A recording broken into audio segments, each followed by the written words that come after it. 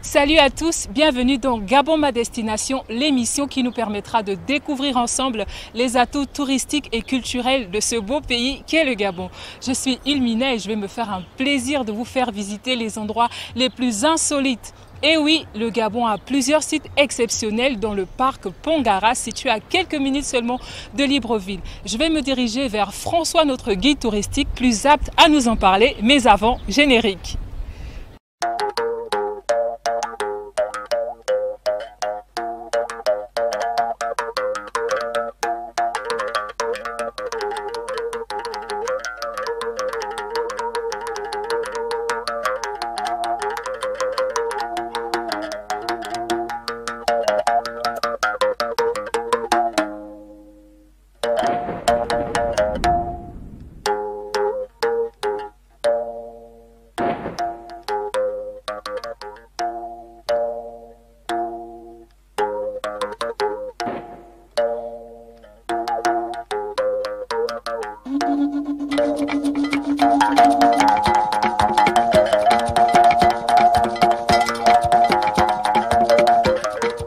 Située au large de Libreville, la Pointe-Denis est une presqu'île au passé historique ayant marqué l'histoire du Gabon.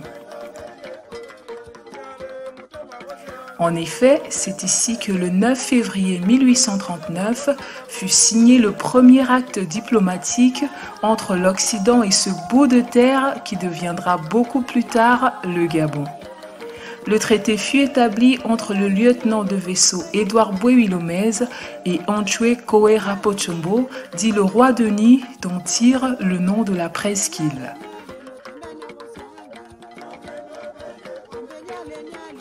Dotée de longues plages de sable fin, de savanes clairsemées, de rivières et de forêts denses, la Pointe-Denis aujourd'hui attire plus d'un grâce à ses nombreux atouts.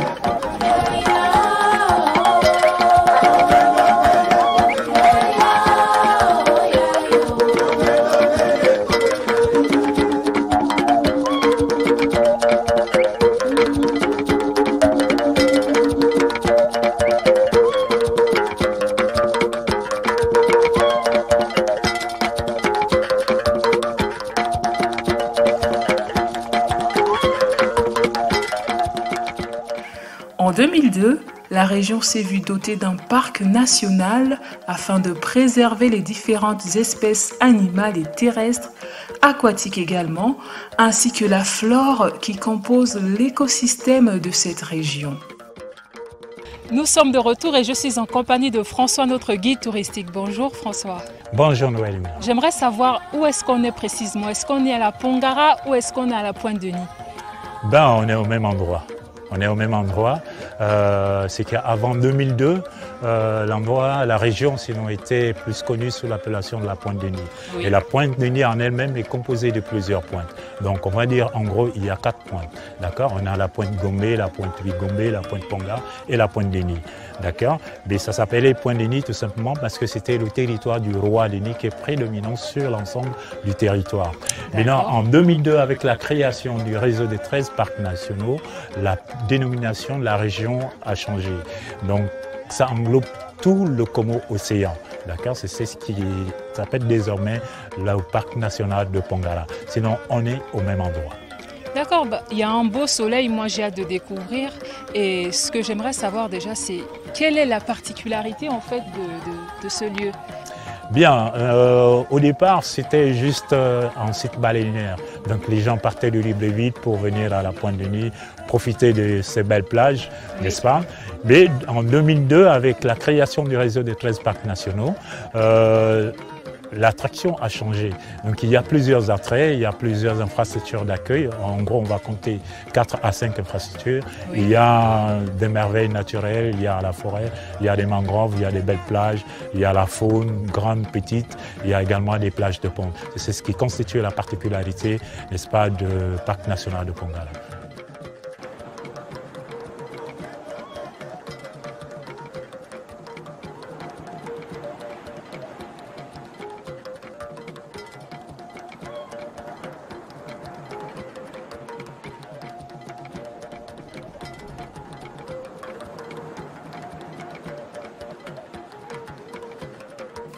Cette situation a favorisé l'installation de nombreux opérateurs économiques, suscitant l'attrait pour les touristes aussi bien étrangers que gabonais.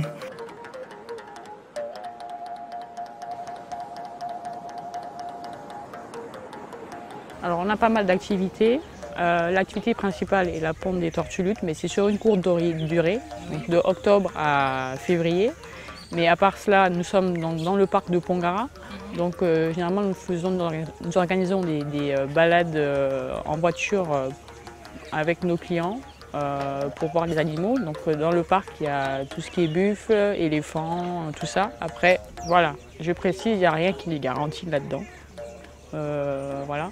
Et après, nous avons une piscine, nous sommes donc au bord de la plage. Donc, une piscine, c'est bien pour les familles avec enfants, c'est beaucoup plus rassurant. Et on sait qu'actuellement, le monde connaît une crise mondiale et que les tours opérateurs sont particulièrement touchés. Quel est l'impact qu'a eu le coronavirus sur votre activité? On a été complètement fermés, on a eu du mal à joindre les deux bouts chaque fin de mois. Par contre, pour la réouverture, on a lancé des promotions, donc on a vraiment bien démarré, on a bien travaillé, juillet, août, septembre, on a bien bossé. Et le point positif, c'est que ça nous a ramené pas mal de tourisme local, donc beaucoup de Gabonais, ça c'est très bien pour le tourisme gabonais. Et j'invite à ce que le tourisme gabonais soit bien promu. Et c'était notre point positif. Donc, puisque comme ils ne peuvent pas voyager, ils sont obligés de se balader dans libre ville, de consommer local. Voilà, on n'est pas les seuls, je pense que dans le monde c'est pareil. Et c'est un point positif parce que voilà, à la baie, c'est ce qu'on recherchait, c'est vraiment attirer la population, enfin, le tourisme local, les Gabonais. Donc, voilà.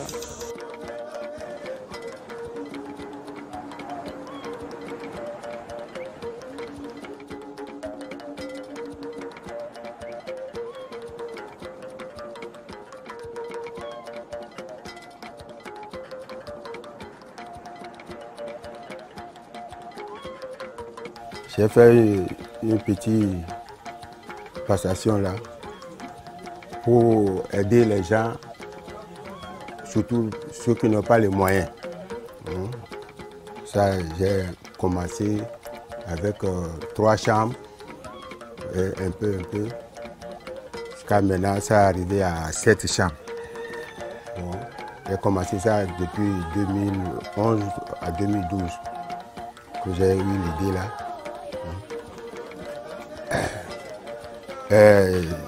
La structure, ça marche comment? Ici, là, c'est comme un mini, j'ai donné le nom de un mini motel.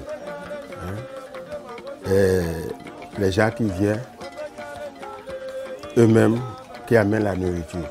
Je n'ai pas le cuisinier, je ne prépare pas. Il y a la cuisine, j'ai 2 cuisines, avec tout dedans. Les gens amènent la nourriture, eux-mêmes, ils préparent sur place. Encore, pour la nourriture, nous-mêmes, on vend aussi un peu de tout le riz, et les boîtes, ce qu'il faut pour le dépannage en attendant. Mais le temps de l'épidémie, là, il y a plus encore beaucoup de gens. Au début, il y a le monde qui vient, surtout les gens de l'hôpital Choiseul, qui viennent la saison de la ponte des tortues. C'est ça, là, je reçois beaucoup de clients. Mais cette fois-ci, là, encore maintenant, ça diminue totalement.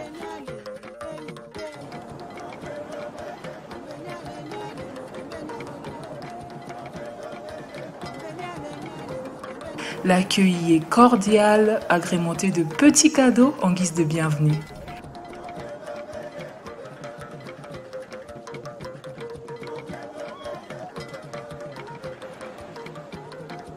Les sites sont propres et proposent différentes activités aussi bien pour les adultes que pour les enfants. Bref, on y trouve réunies les conditions pour un repos bien mérité grâce à l'expertise d'un personnel qualifié et efficace.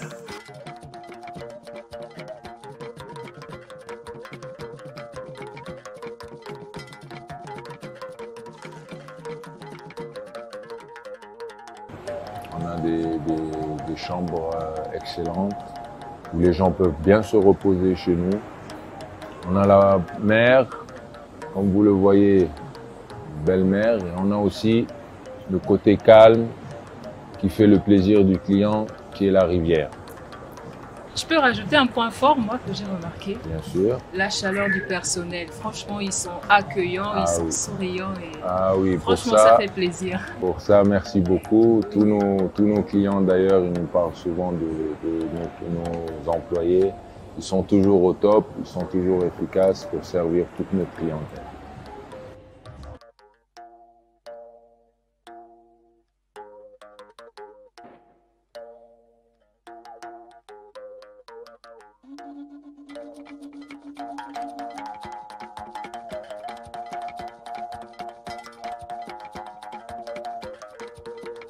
Je suis actuellement avec Blandine qui va nous entretenir sur le métier qu'elle exerce au sein de ce site. Bonjour Blandine. Bonjour. Est-ce que tu peux nous parler du métier que tu exerces ici? Je suis responsable du bar. Mon boulot consiste à sortir les boissons. Dans les boissons, on englobe les cocktails qui se font derrière, qui englobent les whiskies qui sont là devant vous, qui englobent les cafés, les thés, les digestifs, ainsi de suite. Les boissons sont sorties à la demande des clients. À l'arrivée, on leur présente un cocktail qu'on appelle le cocktail de bienvenue. C'est un chantaco sans alcool. On les installe et après, ça se passe autour de 11h30, midi par là pour l'apéro. C'est en fonction de la carte qu'on leur présente qu'eux, ils passent les commandes. Et après, c'est pendant le repas, tout au long de la journée également, pour les clients qui sont là uniquement pour la journée et en soirée. Juste avant le repas, l'apéritif. On a plutôt tendance à penser que c'est un métier d'homme. Qu'est-ce qui pousse une jeune femme comme Blandine à exercer ce type de métier? Moi, je peux dire c'est la curiosité qui m'a emmenée à le faire. J'ai commencé par la cuisine. Ensuite, je me suis lancée dans le service parce que j'ai fait un peu de tout dans la restauration. Oui. Parce que c'est quelque chose de passionnant. On découvre un peu plus chaque jour, on apprend chaque jour. Et voilà, moi en fait, c'est la curiosité qui m'a emmenée à le faire et je m'y plais vraiment. Et qu'est-ce qui vous plaît le plus dans le fait de travailler dans le secteur du tourisme? La clientèle n'est pas la même. On reçoit du beau monde, s'il faut dire. Les clients sont assez respectueux comparé à Libreville, ça c'est à mon avis. Quelles sont les difficultés que vous avez au quotidien? Les difficultés au quotidien, déjà, c'est par exemple quand on a du monde, il faut sortir les cocktails assez rapidement parce que quand c'est long, les clients ils se mettent à râler. Donc il faut le faire vite. Oui. Les mises en place aussi nous prennent un peu de temps parce qu'il faut aller chercher ci, par là. Du coup, on les fait à l'avance. Et quand on n'a pas tous les éléments qu'il faut pour sortir ce qu'on nous demande, ça nous met aussi un peu en difficulté parce qu'à chaque fois, il faut proposer autre chose à la demande, ainsi de suite. Et puis, vu là où nous sommes situés, on est quand même loin de Libreville. On n'a pas les choses à la portée à tout moment. Il faut passer les commandes en avance pour pouvoir être prêt à temps. Donc, les difficultés, ce n'est que ça par rapport à l'approvisionnement des produits qu'on utilise et puis à essayer d'être réactif, actif, rapide le plus vite. Voilà, donc c'est un peu ça la difficulté. Sinon, je ne vois vraiment pas ce qui peut nous mettre en difficulté en matière de sortir les cocktails.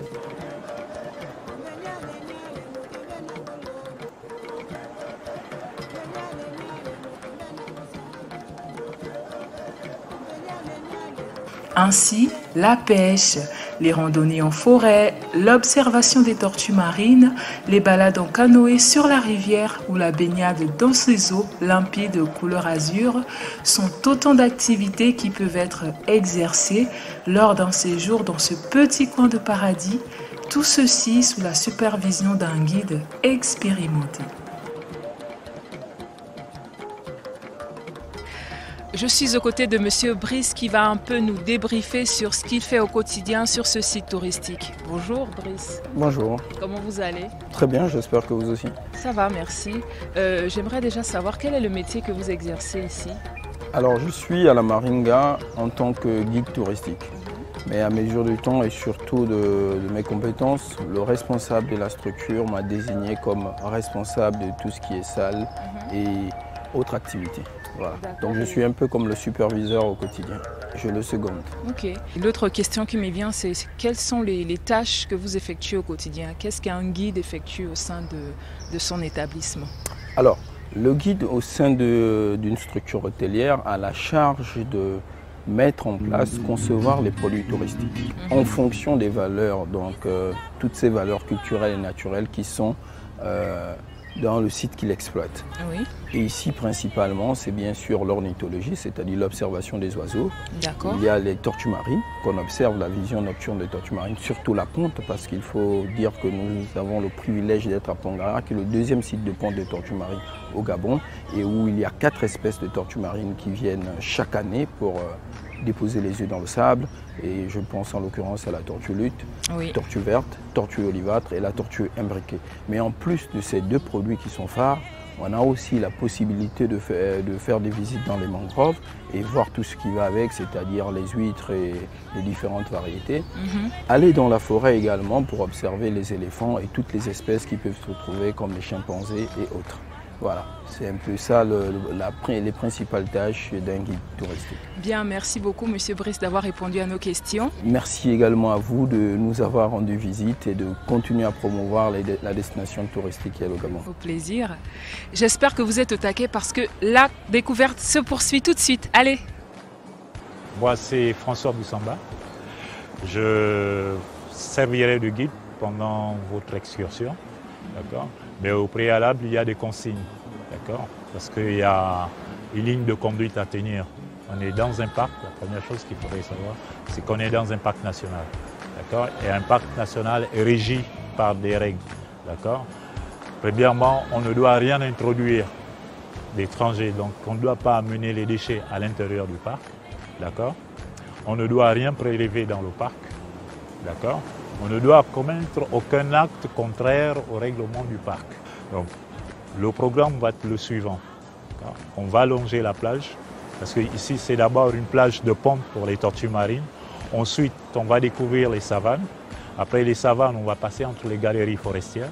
Après les galeries forestières, on fera un tour dans la forêt et on fera également la mangrove. Maintenant, dans la savane, ce sont les buffles. Et si on a la chance, peut-être on verra un éléphant passer ou encore des citatungas. Dans la savane, il y a des mares. Il a plu depuis 2 ou 3 jours, donc il y a de fortes probabilités qu'on puisse traverser des points d'eau. Il va falloir que vous attendiez à cela. Et une fois en forêt, vous ne devez rien toucher. Si vous voyez un fruit, un champignon, une branche, une belle fleur, avant de la toucher, vous devriez vous adresser à moi, vous devriez me demander au préalable. Si jamais on voit des grands pachydermes tels que les éléphants ou les buffles qui se dressent, vous ne devriez pas courir. D'accord? Vous attendez, vous observez, d'accord? Dans quelle direction se dirigent les animaux. D'accord? Si vous êtes parfumé ce matin, c'est sûr que vous allez avoir des abeilles qui vont bourdonner autour de vous ou des guêpes. N'ayez pas de gestes brusques, laissez-les bourdonner autour de vous. D'accord? Tout va bien se passer. Je serai devant, je vais ouvrir la marche et lui, il va la fermer. D'accord? Si quelqu'un a un besoin pressant, vous le signalez, on s'arrête, on vous attend. D'accord? Voilà. Toute recommandation bien assimilée, les randonneurs se mettent en route. Donc ça, c'est un nid, lorsqu'on regarde, la trace n'existe plus, la trace de montée. Donc c'est un nid sûrement de 3-4 jours. D'accord, mais comme il a plu, donc ça a déjà effacé toutes les traces. D'où le comptage qui se fait très tôt le matin pour ne pas altérer, n'est-ce pas, les traces, d'accord, de la veille. Et l'enclos devant là-bas, c'est une écloserie. L'écloserie est faite pour transplanter les nids. Mais quel nid? Ce n'est pas n'importe quel nid. Ce sont les nids qui sont menacés par l'érosion ou encore les tordages pour les buffles. Donc on peut les avoir tout de suite de l'autre côté, d'accord? Donc si on regarde la distance, l'écart, on sera peut-être à 150 mètres d'eux ou à 200 mètres d'eux, voire moins. Voilà, donc on va écouter pour savoir est-ce qu'on est seul en ce moment ou on n'est pas seul. Seul, il n'y a pas que les humains, il y a les animaux, parce que les animaux ici, c'est leur territoire, ils sont prioritaires. Lorsqu'on sera en forêt, vous allez devoir mettre vos téléphones en mode vibreur. Si vous voulez prendre des photos, vous devez désactiver les flashs si vous êtes en face des éléphants, d'accord? Voilà.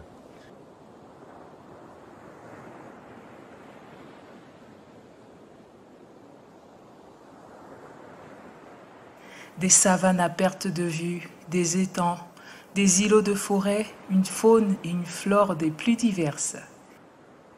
C'est la nécessité de venir ici à Pongara voir les buffles. On n'est pas loin de Libreville. On a parcouru environ 3 km de la Maringa jusqu'ici et là, on a des buffles devant nous. D'accord? Et on est à combien de kilomètres de l'autre opérateur?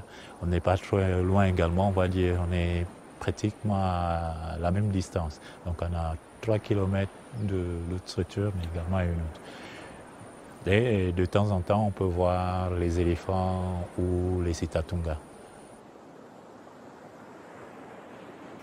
La rencontre avec un troupeau de buffles suscite excitation et crainte aux randonneurs, bien que recevant des consignes particulières de la part de leur guide. Vous voyez, là, ils viennent vers nous, ils sont en train de se rapprocher vers nous, parce qu'ils veulent savoir qui nous sommes. D'accord? Mais ensuite, l'un d'eux va décider de la ligne de conduite à tenir. Donc la direction que l'un d'eux va prendre, c'est celle-là que tout le troupeau suivra. Donc nous, c'est ce qu'on va faire. On va reculer. Au fur et à mesure qu'eux, ils avancent, nous, on recule. Vous voyez qu'ils sont en train d'avancer vers nous. Voilà, ils se lèvent. Et ceux-là, vous voyez, les leaders, donc ils viennent vers nous. Donc eux, ils reculent doucement, sans courir. D'accord?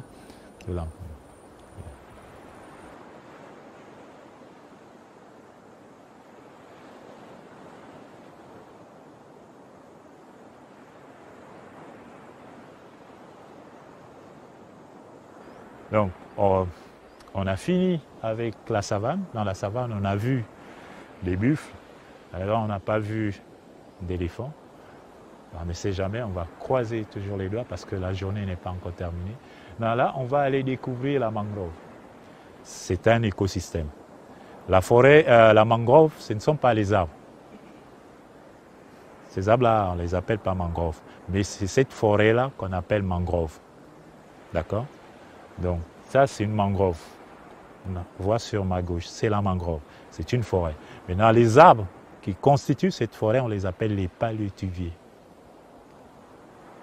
Donc, on a dit que les palétuviers jouaient un rôle important parce que c'est des zones de reproduction. Donc, la mangrove est une zone de reproduction, c'est une zone d'alimentation. Et l'autre rôle de mangrove, c'est d'atténuer les effets d'érosion. Donc, ça va séquestrer les sédiments, donc retenir le sable. Donc, si vous coupez la mangrove, c'est que vous allez accélérer le processus d'érosion. Et lorsque vous avez des endroits dégagés comme ça, on les appelle des tannes. D'accord? Ce sont des tannes. Et là, derrière, vous avez la rivière de Nid. D'accord? La rivière qu'on aperçoit là, c'est la rivière de Nid. Elle se jette également dans l'estuaire du Congo. D'accord? Ok. On a terminé avec la mangrove. On va aller maintenant dans la forêt. D'accord? Là-bas aussi, on va découvrir d'autres espèces. D'accord? Bon, tout à l'heure, nous étions dans la mangrove. Là, on va rentrer, on va découvrir maintenant un autre écosystème qui est la forêt.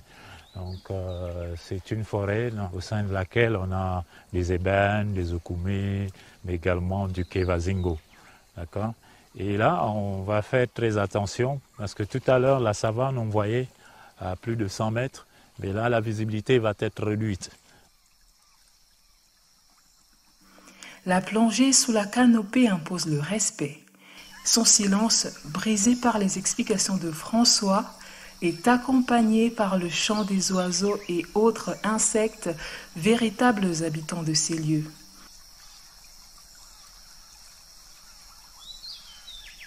Là, ce sont les fruits du kevazingo. D'accord? Donc ça voudrait dire qu'on a un kevazingo dans les parages. D'accord? Donc ce sont les premiers indices si on n'arrive pas à voir l'arbre en lui-même. Donc on a des graines ou encore des feuilles. D'accord? Ici on a également une feuille de Kevazingo. Comment on le reconnaît? Si vous regardez la forme du fruit, ça a la même forme que la feuille. Donc ça a la forme d'une pince à étau. D'accord? Si vous avez une caisse à outils, vous allez constater qu'il y a un outil qui a cette forme-là, la pince à étau. D'accord? Donc on connaît tous le Kevazingo, on a entendu parler du Kevazingo, on l'a jamais vu peut-être debout, mais là on va le voir. Et on sait qu'il est interdit d'exploitation, d'accord? Et il coûte extrêmement cher sur le marché, mais en dehors de sa valeur économique, le Kevazingo a d'autres valeurs. C'est la valeur sur le plan médicinal, sur la pharmacopée. Donc souvent les écorces du Kevazingo sont utilisées pour soigner les rhumatismes, donc les problèmes qui ont de mal de dos et tout ça. On peut prendre des décoctions également, c'est des boissons énergisantes, d'accord. Pour des personnes qui ont des problèmes de ceinture, vous comprenez, suivez mon regard, vous pouvez prendre, voilà, ça peut aider, d'accord. L'eau du Kevazingo fermenté a les mêmes effets que de l'alcool. Ouais, une fois vous allez voir quelqu'un qui arrive dans un village, il n'y a pas de bar et tout ça, et qu'il est ivre, tout simplement parce qu'il a bu de l'eau du Kevazingo fermenté. D'accord. Et voilà, il y a aussi quelque chose de très intéressant, on peut voir, voilà. Ici, on a des anciennes crottes d'éléphants. On peut voir que là, on a des plantules, vous voyez, qu'il y a des graines de Kevazingo qui sont en train de germer. C'est ce qui démontre lorsqu'on dit l'éléphant est un grand cultivateur, celui qui, n'est-ce pas, disperse les plantes dans la forêt. Et là, on a la preuve. Là, on a différentes espèces. On voit même que ici, on a une graine de Kevazingo qui est en train, là, on va dire, c'est pratiquement, oui, c'est comme ça d'engrais. Donc là, on va avoir des Kevazingo qui vont germer, qui vont pousser ensuite, on va avoir des grands arbres. Et ici, on peut bien voir ici qu'on a une autre plante ici, qui ressemble plus à une plante qu'on appelle communément le bundu ici, qui a des vertus médicinales qu'on utilise dans les villages, d'accord. Et juste sur votre gauche, juste devant moi, ici, on a l'ébène, d'accord, ça c'est l'ébène. Donc on entend souvent parler noir d'ébène, et puis là vous avez une ébène, d'accord. La croissance est très lente au niveau des ébènes. Ben, on l'utilise également dans la fabrication de coffrets, de cigares ou encore des cannes que l'on retrouve qu'on observe auprès de certaines personnes qui ont besoin de s'appuyer sur une canne. Donc on va chercher notre son de Kevazingo, d'accord. On a notre Kevazingo qui est juste là. Voilà. Il est juste là, c'est cela. Oui, il est là. La plante mystérieuse. Voilà, la plante mystérieuse. Donc elle a beaucoup de vertus, comme je le disais. Tout est exploitable au niveau du Kevazingo. D'accord, mais il faudrait retenir que c'est une espèce intégralement protégée. Les randonneurs ne peuvent qu'apprécier la nature dans toute son originalité. D'accord, ça c'est l'Xylopia etopica, cet arbuste-là. Vous avez vu la résine de koumé que vous achetez dans le marché, c'est là-dedans que c'est emballé, d'accord. Et cet arbre a donné un nom à un quartier à Libreville. Il y a un quartier très célèbre à Libreville. Ça c'est des vignettes, imaginez le quartier. L'Xylopia etopica. Le Tropicana? Non. Un quartier très célèbre. Non, pas la Sablière. Il y a la Carrière, dans ce quartier-là.